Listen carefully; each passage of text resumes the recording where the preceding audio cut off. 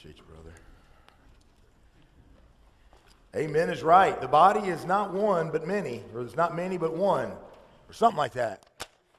You know what I'm talking. You know the thing. You know what it says.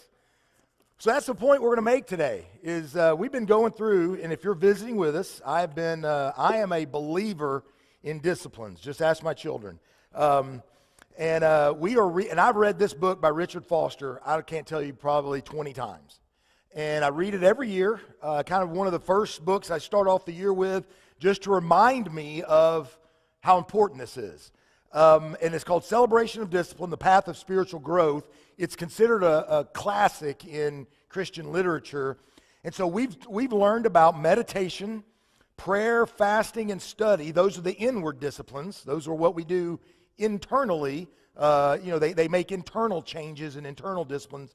And then we've got the outward disciplines, the way, what's outside of my body, on, the way I live my life. Simplicity, solitude, submission, and service.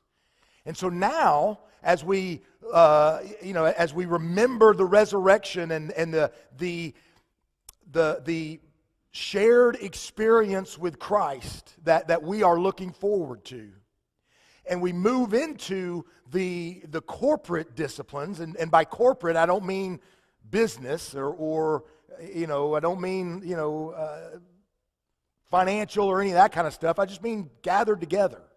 Our corporate worship, when we come together as a body, and it isn't just what we're doing right now. It's anything that we do joined up, linked together, locked arms. Whenever we are in concert together, we're talking about the corporate activities that we do as a church, as a congregation.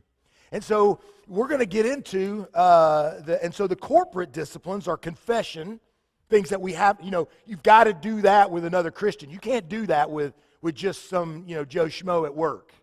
You can't, because it's got to be led by the Holy Spirit. You got to have somebody that's Holy Spirit led to do confession with. You can't just trust that with any old body. You know what I'm saying? Does that make sense? So confession, worship is something we do corporately. Guidance, you gotta have someone else there to help you, to guide you, and then celebration. So those are some of the things. Service is one that we can do together, but those are the ones that, and one thing that Richard Foster brings out, he said, look, this isn't an exhaustive list. This isn't all there is, and you could dissect them down a little bit further or put some together or whatever, but it's just, for his work, that's what he came up with. So we're about to go into the corporate disciplines. But before we do that, I want to take a minute. We're not going to talk about a specific discipline today. We're going to talk about how the many become one. And so in 1 Corinthians 12 through 14, as Steve read, it says, look, we got to understand there's a unity to this thing that can't go unnoticed. We can't just gloss over unity. And I'm going to say this, and I apologize if it's controversial, and the elders will tell you I really don't mean that. But what I'm saying is that we'll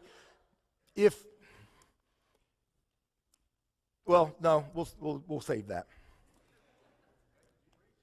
We'll save that. Let's just go here. All right. So here's where we are. If the individual is not disciplined, the corporate will suffer. I'll say that one more time. Write it down if you'd like. If the individual is not disciplined, the point I want to make today overwhelmingly before we move on to poke holes in the corporate is that, don't forget, it's really about holding the mirror up to the individual. And if the individual's not disciplined, the corporate's going to suffer, and we see that. We see that in America across the board, across our communities.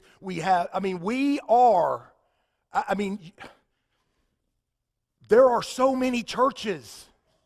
You can't swing a sack of dead possums in this town without hitting a church, right? They're everywhere. And there's more and more of them every day. But why are we not the Christian nation that we truly claim to be? I mean, there's the question. And if you're visiting with us, I want to tell you something. Couple things. I'm just all I know how to do is be just real open, and let's just pick on ourselves. We're not talking about everyone else. We're not talking about those in the outside of Christ. But let's just be real. Let's just be real for a second. We have more churches than we can shake a stick at, and less Christianity in this country than ever. So something isn't working. Now, unlike everything else in the world that we can see that's not working, we have some kind of a impact on this thing. So it behooves us to figure out what's not working and change that and fix that, so that at least, as Joshua would say, for me and my house, we're gonna do this. We're gonna serve the Lord, not ourselves, not tradition, not expectation. No, we're gonna serve the Lord. And you know what that's gonna do? Miraculous things. Every time that happens, every time a group of people just get on board with serving God, just crazy nonsense things happen. I mean, people are saved, people are fed, people are housed, people are loved. There's this joy, this peace. Are there problems? Absolutely. But when people are consumed with serving God, miracles happen. And I, for one, want to see that. I want to be a part of that. And I do see it. I see it every day. And especially when I look around in this place and I see all of the service, all of the work, all of the sacrifice, all of the God being served. And we just got to get it. We've got to get that out into this world. We've got to get that out into this world. One of the things I'm very proud of, that if you take per capita, just the O'Fallon Church of Christ, and the amount of people that are in here, and the amount of people, the percentages of the people that do things that literally make a difference, like taking care of kids, taking people in, all those things. If you did that per capita for this congregation, I promise you, if we could infect what we have on others, it'd change the world. Change the world. You want to know, I mean, let's just go around the news and talk about, homelessness, this, and other. You know what would solve that? If the church acted like the church. You know, if we'd quit building churches and maybe start building houses. I don't know. It's crazy, isn't it? All right, we'll get off the preaching. Let's go to preaching here. The individual's not disciplined. The corporate will suffer because, because the disciplines are what guide us to and through this relationship with God. They are the tools given to us by God to master this flesh and connect the physical with the spiritual. So it isn't, listen to this. It isn't the doctrine you believe. We can stop that. Just because we corner the market in the Church of Christ on what the truth is, that's not what we're talking about. It's that the disciplines, fasting, prayer, simplicity, solitude, all the disciplines are what connect us to God, not what we believe about God. It's not just what we will intellectually assent to about the Creator God that connects us to Him. It's not. It's very little of that. It's the activity of doing the things physically that will connect us, like harnessing this flesh, bringing all of this under the control of the Holy Spirit. That's what connects us to God. So if we're floundering and we're thinking, well, I believe the right things and I sing really loud and I did, maybe we should look at the individual disciplines in your life and see if you're doing your part to contribute to the whole. Think about it like this. We've all played on, or maybe most of us have all played on a team sport. We played a team sport, played on a team that plays a team sport. And you got to practice that sport, right? So if let's say you're playing, second base, and you haven't picked up a glove since the last game that you were in, and a hot shot is hit right to second base, what's probably going to happen, Eli? E4. Did everybody get that? Now, if you don't understand what E4 means, Brinley, where's Brinley? Brinley leave? Oh, she's in the nursery serving. Good girl. Awesome. Doing it, bringing it home. I love it. Now, if you don't know what E4 means, Brinley will be happy to explain it to you after church. But 4 is the number for the second baseman. And that's not his number on his jersey. That's pitcher's number 1, catcher's number 2, first base is number 3, second base is number 4. That's how you do scoring. Super baseball dorks like me that keep score at the Cardinal game because, what if they don't know and they ask me? They say, hey, does anybody know what happened in the second inning? Oh, I got it right here. Right here. Here's the E. But you're going to have an error. You're not going to be there for the team when the team needs you. When something comes your way, expectedly, unexpectedly, if you're playing second base, you sort of expect the ball to come to you at some point, but you don't always know. Isn't that how life is? You expect things to happen, but you don't always know. And if you haven't been practicing, I made an error. A run scores. Same with hitting. You haven't touched a bat since, last week when it was your turn at bat. And then Joe's pitching, and Joe's got some nasty stuff, people. He's, I've seen him play. It looks exactly like that. You're going to strike out. See, if we're not practicing, if the individual's not doing his part, when we get together, we're accomplishing nothing. Except personal stuff, fighting, annoying, all the things, all the stuff that goes on in church all the time, because we're not disciplined, because we're not God-focused, because we're not disciplined. These are the tools given to us by God to master this flesh. The longer I live, the closer I get to God, the more convinced I am of the singular importance of unity. The singularity of importance of unity. And if you don't believe me, just look at Ephesians chapter 4. That's where we're going to hang out for just a second. I've got about 15, 20 minutes before this becomes a long sermon, so we're going to try to hurry through this. Not hurry, but be efficient. The longer I live, the closer I get to God, the more I believe in the singularity of unity, and the disciplines humble if the individual's not disciplined, the corporate suffer because the disciplines humble the individual. So let's look at Ephesians chapter 4. Starting in verse 1, as a prisoner for the Lord. I love that line. I have it underlined. I also have it highlighted and prisoner circled because that's that important. As a prisoner for the Lord. He was voluntarily a prisoner for the Lord. But I can't think of a more humble, humiliating station in life than prisoner. And he says, as a prisoner for the Lord then, I urge you to live a life worthy of the calling you've received. Be completely humble and gentle. Be patient, bearing with one another.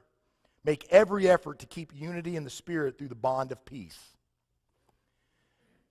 You know what he doesn't say there? And I'm not trying to be controversial and throw the baby out with the bathwater. I know doctrine matters, but he doesn't say unified in doctrine. Do you know that we can understand the eternal God differently and still further the same kingdom?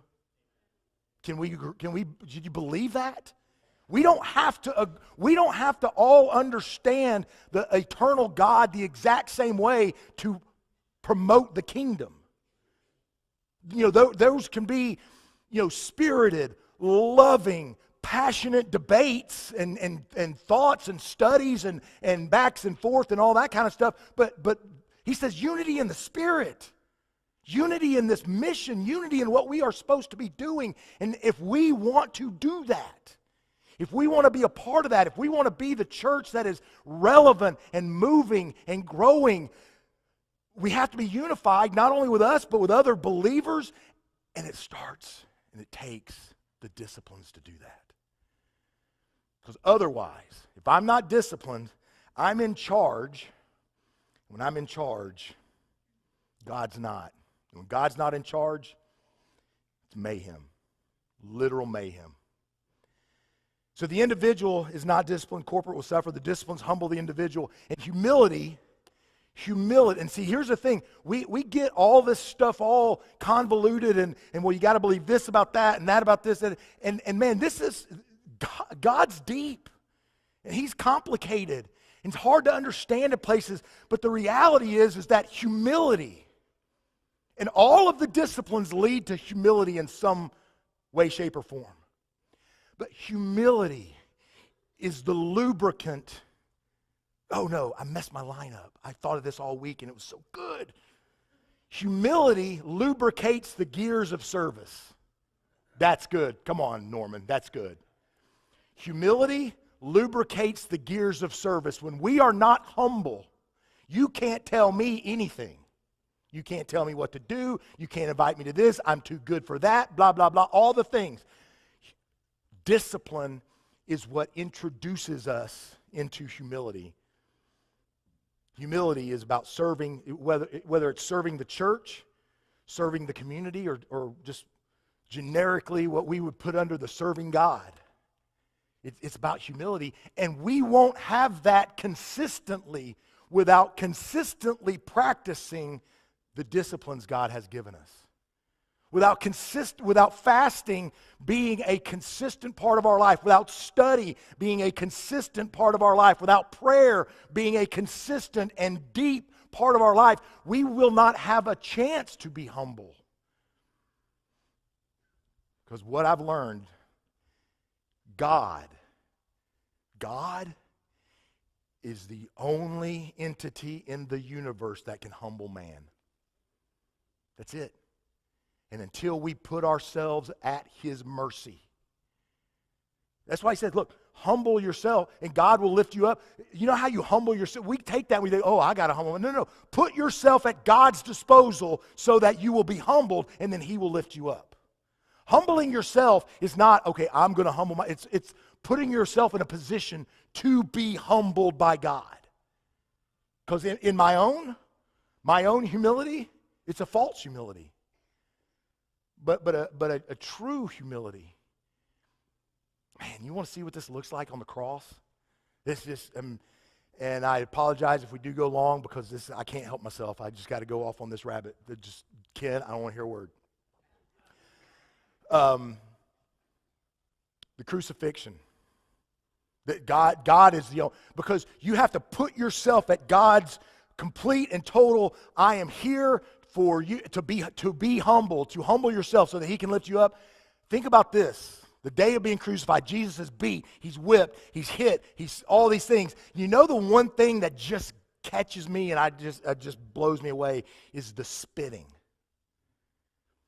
You see, those soldiers were trained on how to beat somebody. They literally were. They were trained on how to do it and keep them alive so that, that we could get to the good stuff, the crucifixion later on. I mean, because it didn't really do anything if you beat them to death. It's more of a spectacle and all that. We put them on a cross and leave them hanging. I mean, there were times when the streets of Jerusalem were lined with crosses. This was normal. The spit. I mean, they were trained on how to beat. They were trained on how to hit. They were trained on all those things. And they beat him because they were paid to do that. That's their job. But they spit on him because they wanted to. See, you can't hurt anybody with spit. I mean, you can't inflict pain at all just by spitting on something. That's done strictly to humiliate. The beauty of the grace of Jesus is that He didn't wipe that spit off when He went to the cross. He took the things of our nature sin. He took the things we choose to do, that we plan towards, that we cultivate, that we protect, and He took all of that to the cross for us. Praise God. I have nothing to fear. See, He was humbled by God. because he put himself square in the path of the will of God, come what may. And he was humbled, and he was lifted up. Discipline humbles. The disciplines humble the individual. The disciplines unify our experience. You know, that's one thing about our country right now, is that we can see disunity. All you got to do is look at the news. Right? You get a group. If you go somewhere and there's a bunch of Republicans and a bunch of Democrats, man, you're going to have nothing but just, consternation and yelling, right? What if you had a group of people that were all cancer survivors? And you said, we're going to have this thing, we're going to have this rally, and it's all cancer survivors, and them and their families, they all get together, and they have this unity of experience that transcends your politics. And you'll have Republicans and Democrats even hugging some libertarians even.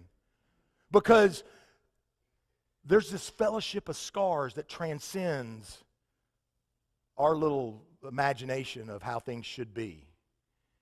And the disciplines unify our experience in the fact that if we're, if I'm helping my brother through a difficulty, and we're fasting and we're praying together, if I'm living simply if I'm practicing the disciplines and so are you, we've got something else to talk about other than just the piddly little things that our human mind can conceive of.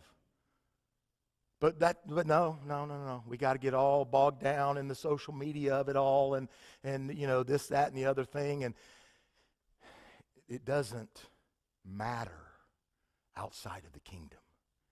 And the disciplines put a spotlight on that.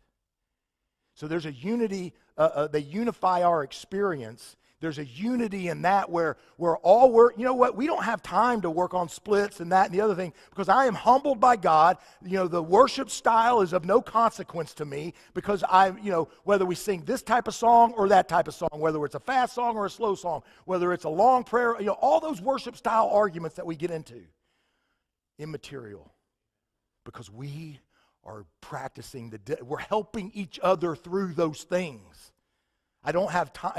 It's like I look at my sister Michelle back, and I just, I love you more than anything. And she works at the Home Depot. What happens when you got cashiers just standing around not doing anything? Drama, soap opera, all that kind of stuff, doesn't it? But when we got stuff to put away, when we got lines full of customers, when we got stuff to do, what happens? Stuff gets done. Now, I've been to Home Depot, and I've watched Michelle crack that whip on the front line. And she's like, she's the sweetest thing ever. Everybody wants to work for her. But it's retail, idle, sitting around, that's going to create more drama, more gossip, more problems, more, consternation than anything. But when we're working, when we're disciplined, when we're going after something together, shared experience, there's a unity in that. There's a fellowship of scars. And the last thing I want to bring up is that discipline keeps us even. And not in the even Steven kind of way, like, hey, you got me, I got you back, we're even. But in an even-keeled kind of way. Because there aren't too many tragedies or triumphs that can distract us when we are committed to being and remaining spiritually disciplined individuals. You know what prayer is great for? It is reminding us of who we are. And when things go great, it's not like, yes, I did it. It's God, thank you. It's that humility. And when things go bad, it's like, God, thank you, because now I have an opportunity to show the world what it looks like when God's in control. And this is not the worst thing that happened to me. This is not whatever this is that has befell me is not the worst thing, because I'm not just swayed by every wind. I'm not tossed to and fro by every wave of the sea. I am steadfast in my understanding of a God, because I've got these disciplines that keep me headed in His direction. You see, problems are going to happen. What the disciplines is sure is that fewer of them are self-inflicted. See, problems are going to happen. When we get sideways with God is when we have these self-inflicted issues that we then try to either cover up or make better or justify in some way or whatever. But when we are practicing His spiritual disciplines, then less and less of our issues are self-inflicted. And we have fewer internal battles to fight, and we can just handle the problem and support whoever or whatever's going on because, look, I didn't cause this, but I'm not part of the problem, but I am part of the solution. And there's a peace, and there's a joy, and there's a level-headedness about that because I'm not lamenting my own fault. I'm just solving the issue. I'm supporting someone going through something. So what the disciplines ensure that fewer of our issues are self-inflicted, and the disciplines ensure that triumphs are going to happen too. And this is my favorite part. If we are disciplined, if we are practicing chasing the spiritual disciplines as Jesus did, when triumphs happen, we are afforded the ability to enjoy them more fully. That's what he said. He goes, look, I've come that you can have life and have it to the fullest. Because you know what Jesus did? He showed us. He didn't tell us. He showed us what a life defined by the spiritual disciplines of God, what it looks like and what it can do.